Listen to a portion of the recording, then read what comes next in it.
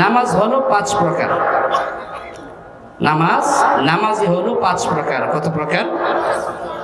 5 প্রকার নামাজের ফলাফল হলো 5 প্রকার। নামাজের সংখ্যা কত? আওয়াজ দিয়ে বলেন কত? 5। ফলাফল 5। আমি একটা করে বলবো।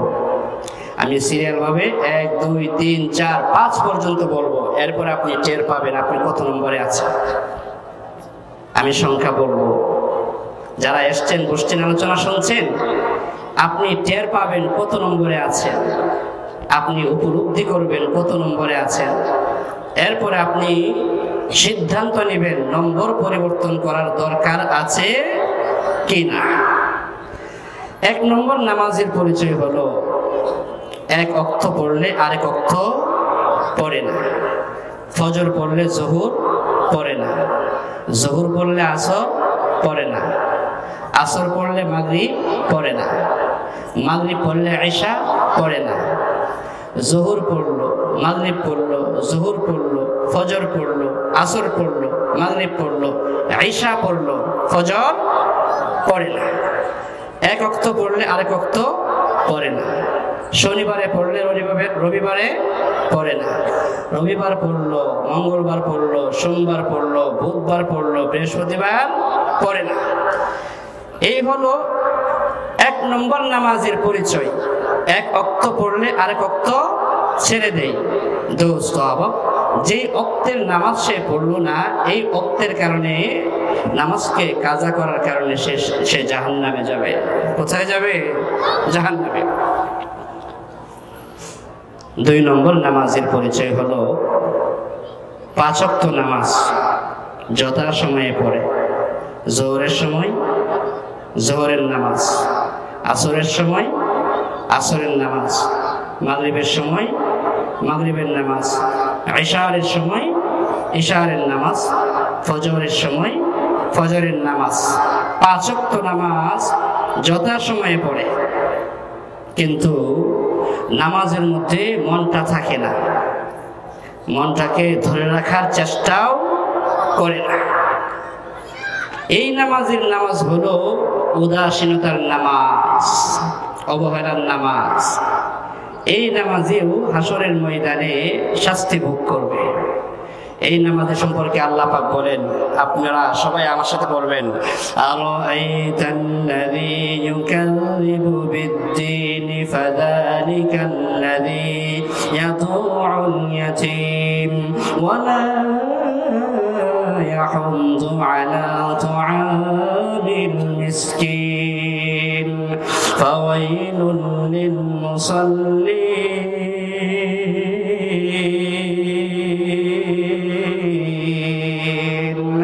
الذين هم عن صلاتهم ساهون الذين هم يراءون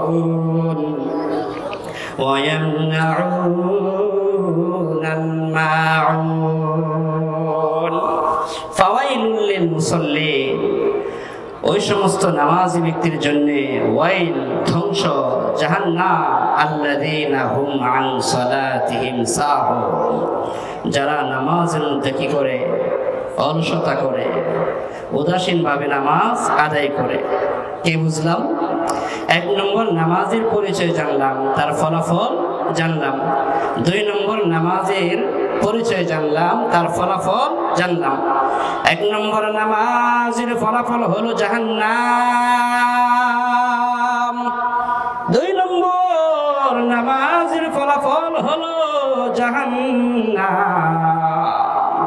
2 নম্বর নামাজের পরিচয়টা কি? 5 ওয়াক্ত নামাজ যথা সময়ে পড়ে, কিন্তু নামাজের ভেতরে মনটা থাকে না, মনটাকে ধরে রাখার চেষ্টাও করে না। এই নামাজের নামাজ হলো উদাসীনতার নামাজ, অবহেলার নামাজ। এই জন্য সে জাহান্নামে যাবে, জান্নাতে যেতে পারবে না। 3 নম্বর নামাজের পরিচয় হলো 5 ওয়াক্ত নামাজ যথা সময়ে আদায় করে, নামাজের ভেতরে মনটা থাকে না, মনটাকে নামাজের ভেতরে ধরে রাখার চেষ্টা করে। কি করে? চেষ্টার অর্থ কি? মুফাসসিরিন কেরাম বলেন, নামাজের ভেতরে মনটাকে ধরে রাখার চেষ্টা করার অর্থই হলো শয়তানের স্পেশাল বাহিনীর সাথে মনটাকে নিয়ে কাড়াকাড়ি করা। কি করা? কাড়াকাড়ি করা। কাড়াকাড়ি কাকে বলা হয়? এই যে মোবাইলটা আছে, আপনি আমার হাত থেকে নিয়ে নিলেন, আমি আপনার থেকে আবার নিয়ে আসলাম, আর নিলেন না, এটাকে কাড়াকাড়ি বলা হয়? না, একবার নিলেন আবার নিয়ে আসলাম, আবার নিলেন আবার নিয়ে আসলাম, আবার নিলেন আবার নিয়ে আসলাম, আবার নিলেন আবার নিয়ে আসলাম, এটাকে কি বলা হয়? কাড়াকাড়ি বলা হয়। দোস্ত আবাব, মনটাকে নিয়ে শয়তানের স্পেশাল বাহিনীর সাথে কাড়াকাড়ি করা, এটাই হলো মনটাকে নামাজের ভেতরে ধরে রাখার চেষ্টা। কথা বুঝেন? একটা এক্সাম্পল দিচ্ছি। আল্লামা ইমাম গাজালি রহমতুল্লাহি আলাইহি বলেন, এই গোটা পৃথিবীটা হলো, গোটা দুনিয়া হলো একটি বাড়ি। এই বাড়ির মালিক হলেন আল্লাহ। কে? আওয়াজ দিয়ে বলেন, কে? আল্লাহ। আর এই বাড়ির মেহমান হলো নামাজি বান্দা। আল্লাহু আকবার। দুনিয়াটা হলো আল্লাহর বাড়ি, এই বাড়ির মালিক হলেন আল্লাহ, আর এই বাড়ির মেহমান হলেন নামাজি মুসলমান। আর এই বাড়ির পালা কুত্তা হলো শয়তান। পালা কুত্তা হলো শয়তান। এই পালা কুত্তা শয়তানকে কে পালে? আমরা আস্তে আস্তে করুন, আশেপাশের মা বোন শুনে ফেলবে। কে পালে? আল্লাহ। কি পালে? কুত্তা পালে। কি পালে? কুত্তা।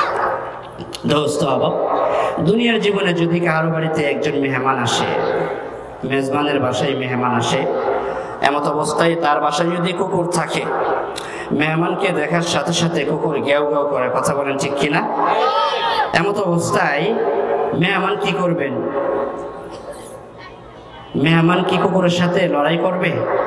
কুস্তি করবে? কুস্তি করে পারবে? লড়াই করে পারবে? মেহমান কি বলবেন?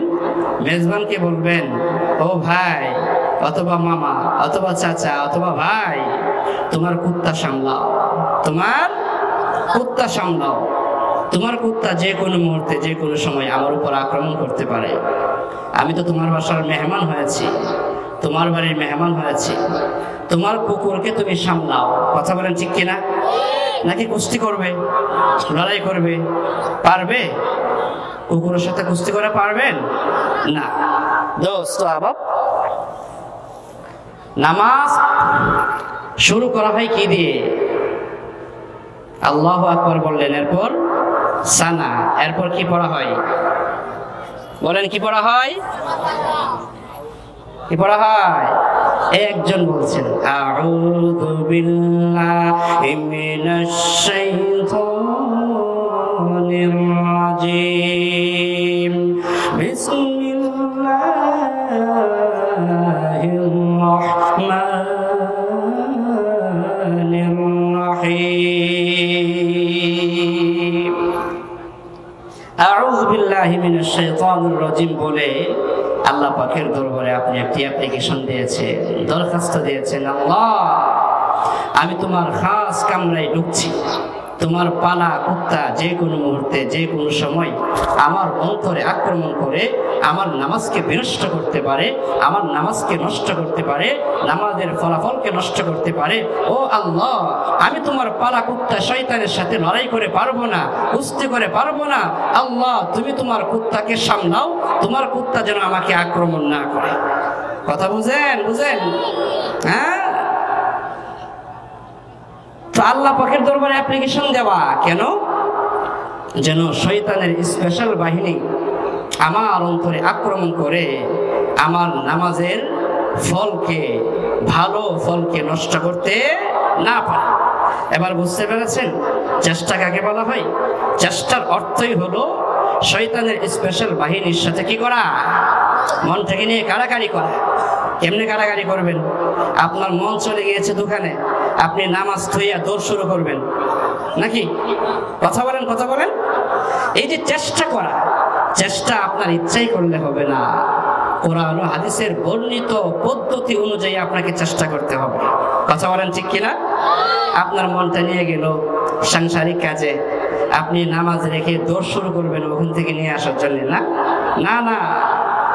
জিবরাইল আমিন পয়গম্বর আরবি মুহাম্মদ রাসূলুল্লাহ সাল্লাল্লাহু আলাইহি ওয়াসাল্লামের কাছে এসে পয়গম্বরকে জিজ্ঞেস করেছেন, ও পয়গম্বর, নির্ভেজাল ইবাদত কাকে বলা হয়? আল্লাহর পয়গম্বর বলেন, চেষ্টা যে করবেন, চেষ্টার পদ্ধতি বলছি। আল্লাহর পয়গম্বর বলেন, আনতা আবুদাল্লাহা কান্নাকা তারাহু ফাইন লাম তাকুন তারাহু ফাইন্নাহু ইয়ারাকা। আল্লাহ নবীজিকে প্রশ্ন করা হয়েছিল নির্ভেজাল ইবাদত কোনটি? নবীজি বলেন, আন তা'বুদাল্লাহা কান্নাকা তারাহু, তুমি আল্লাহ পাকের ইবাদত করো যেন তুমি আল্লাহকে দেখছো। অর্থাৎ চরম চোখে আল্লাহকে দেখলে যেরকম ভাবে মনোযোগী হয়ে তুমি নামাজ পড়তা, ওই রকম মনোযোগী হয়ে নামাজ পড়ো। এই মনোভাব যদি তৈরি করতে না পারো, তাহলে দ্বিতীয় পদ্ধতি হলো ফাইল্লাম তাকুন তারাহু ফাইন্নাহু ইয়ারাকা। যদি এমন মনোভাব তৈরি করতে না পারো, তাহলে তুমি এমনটা ভাবো তোমার আল্লাহ তোমাকে দেখছে। আপনার মনটা চলে গেল ক্ষেত কামারে, ওই মনটাকে বলতে হবে, এই মন তুমি কোথায় আর আমার আল্লাহ কোথায়? আমাকে আমার মালিক দেখছেন। আপনার মনটা চলে গেল দোকানে, সঙ্গে সঙ্গে মনটাকে নিয়ে আসতে হবে। আপনার মনটা চলে গেল সাংসারিক কাজে, সঙ্গে সঙ্গে মনটাকে নিয়ে আসতে হবে। আপনার অন্তরটা চলে গেল অফিসে, শয়তান নিয়ে গেল অফিসে, কাজে নিয়ে গেল। আপনি যে ডিপার্টমেন্টে কাজ করছেন ওখানে শয়তান আপনার মনটাকে নিয়ে গেল, সঙ্গে সঙ্গে মনটাকে নিয়ে আসতে হবে। এই যে আপনি কাড়াকাড়ি শুরু করলেন, কি করলেন? নবী মুহাম্মদ রাসূলুল্লাহ সাল্লাল্লাহু আলাইহি ওয়াসাল্লাম বলেন, এই কাড়াকাড়ি আপনি শুরু করেছেন, কাড়াকাড়ি করে আপনি সালাম পর্যন্ত কাড়াকাড়িকে অব্যাহত রেখেছেন, সালাম ফিরিয়েছেন। এই যে আপনি চেষ্টা করেছেন, এই চেষ্টার বিনিময়ে আল্লাহ পাক আপনাকে মাফ করে দিবেন। এক নম্বর নামাজের পরিচয় জানলাম, কথা বলেন, তার ফলাফল জানলাম। দুই নম্বর নামাজের পরিচয় জানলাম, তার ফলাফল জানলাম। তিন নম্বর নামাজের পরিচয় জানলাম, তার ফলাফল জানলাম। এক নম্বর নামাজের পরিচয়, এক নম্বর নামাজের ফলাফল জান্নাত। কথা বলেন না জাহান্নাম? দুই নম্বর নামাজের ফলাফল জান্নাত না জাহান্নাম? এক নম্বর নামাজের ফলাফল হলো জাহান্নাম, দুই নম্বর নামাজের ফলাফল হলো জাহান্নাম, তিন নম্বর নামাজের ফলাফল হলো জান্নাত। কে? জান্নাত। চার নম্বর নামাজ, এই যে আপনি চেষ্টা করলেন, বারবার আপনার মনটাকে নিয়ে গেল, বারবার আপনি নিয়ে আসলেন, সালামের আগ পর্যন্ত আপনি চেষ্টা করলেন। চেষ্টা করার কারণে শয়তান সে মনে মনে বলে, এই মানুষটার পেছনে এত মেহনত করলাম, এত চেষ্টা করলাম, এত মুশাক্কাত করলাম, এত কষ্ট করলাম, আমার সময়, আমার শক্তি তার পেছনে ব্যয় করলাম, আমার সবগুলো জ্বলে গেল, বৃথা গেল। কি গেল? বৃথা গেল। অতএব এই মানুষটার পেছনে মেহনত করা যাবে না, আমার সমস্ত মেহনত ব্যর্থ হয়ে গেল। অতএব এই মানুষটার পেছনে মেহনত না করে এমন একজন নামাজের পেছনে মেহনত করি, যার মনটা একবার দোকানে লাগিয়ে দিলে আর ফিরিয়ে আনার চেষ্টা করে না, যার মনটা একবার ক্ষেত খামারে লাগিয়ে দিলে দ্বিতীয়বার ফিরে আনার চেষ্টা করে না, যার মনটা সাংসারিক কাজে একবার লাগিয়ে দিলে দ্বিতীয়বার ফিরে আনার চেষ্টা করে না, যার মনটা একবার অফিস আদালতে লাগিয়ে দিলে দ্বিতীয়বার ফিরে আনার চেষ্টা করে না। তো শয়তান কি করলো? আপনার পেছন ছেড়ে দিল। কি করলো? আপনার পেছন ছেড়ে দিল। পেছন ছেড়ে দেওয়ার কারণে আপনি নামাজের শুরু থেকে নিয়ে শেষ পর্যন্ত আল্লাহ পাকের ধ্যানে মগ্ন হয়ে নামাজ পড়তে পারবেন। সুবহানাল্লাহ। এই নামাজি সম্পর্কে আল্লাহ বলেন, ইন্নাস সালাতা তানহা আনিল ফাহশাই ওয়াল মুনকার ওয়া লাযিকরুল্লাহি আকবার আল্লাহু ইয়ালামু মা তাসনাউন।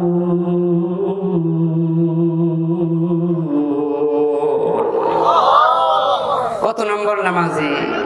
চতুর্থ নম্বর নামাজের ব্যাপারে আল্লাহ পাক বলেন, ইন্নাস সালাতা তানহা আনিল ফাহশাই ওয়াল মুনকার। দোস্ত, চতুর্থ নম্বর নামাজের ব্যাপারে বিশ্ব মালিক কি বলেন?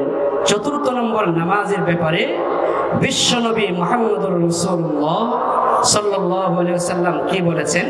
চতুর্থ নম্বর নামাজের ব্যাপারে ফেরেশতারা কি বলেন? এই মেসেজটা দিয়ে আজকের আলোচনা আমি শেষ করব ইনশাআল্লাহ।